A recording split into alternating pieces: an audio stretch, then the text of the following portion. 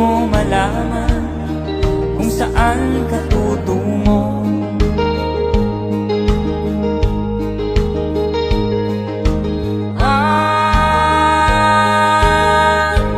Kung nakamit mo ng pangarap,